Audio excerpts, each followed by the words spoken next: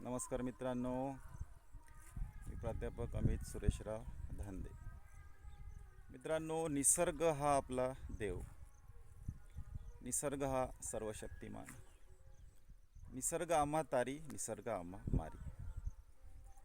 निसर्गाच्या मनातील आपल्याला काही ठाऊक नाही, पण यावर्षी निसर्गाने जो हाहाकार केला, जी प्रचंड अतिवृष्टी, ढगफुटी महाराष्ट्रातच नव्हे तर अख्ख्या भारतात, उत्तराखंड असो, पंजाब असो, आपला महाराष्ट्र असो, महाराष्ट्रातील मराठवाडा असो, निसर्गाच्या पलीकडे आपल्याला जाता येणार नाही. त्यामुळे निसर्गाकडे एक आर्त हाक या काव्याच्या माध्यमातून मांडण्याचा एक छोटासा प्रयत्न. निसर्गाला एक विनंती की हे निसर्ग देवा, आता तरी आम्हा शेतकऱ्याची कीव कर, या पोशिंद्याची कीव कर. माझ्या आजच्या कवितेचं शीर्षक आहे मित्रांनो, आता तरी पाऊल देवा तू लवकर उचल. आता तरी पाऊल देवा तू लवकर उचल. का रे निसर्ग एवढा कोपलास तू, का रे निसर्ग एवढा कोपलास तू, शेतात यंदा आमच्या मुक्कामास तू. का रे निसर्ग एवढा कोपलास तू, शेतात यंदा आमच्या मुक्कामास तू. गेल्या 3 महिन्यांपासून, 2-2.5 महिन्यांपासून या पावसाचा शेतकऱ्याच्या शेतात मुक्कामच दिसतो मित्रांनो. का रे निसर्गा एवढा कोपलास तू, शेतात यंदा आमच्या मुक्कामास तू. झाली असेल आमची काही चूक, झाली असेल आमची काही चूक, बघ जरा आमच्या लेकरांची भूक. झाली असेल आमची काही चूक, बघ जरा आमच्या लेकरांची भूक. जगवतो तो अख्ख्या जगाला, हा शेतकरी जगवतो तो अख्ख्या जगाला, सतावतोस तू त्या राजाला.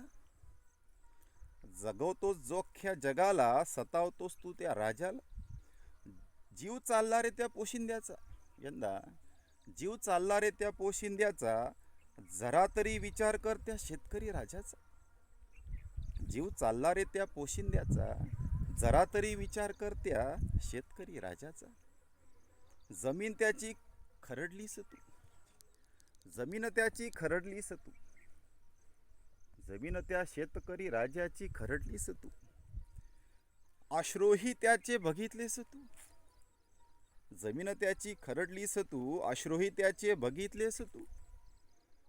जरा सावरण्यास त्याला मदत कर, हे निसर्ग देवा, जरा सावरण्यास त्याला मदत कर. आता तरी मुक्काम हलवण्याचा तू निर्धार कर.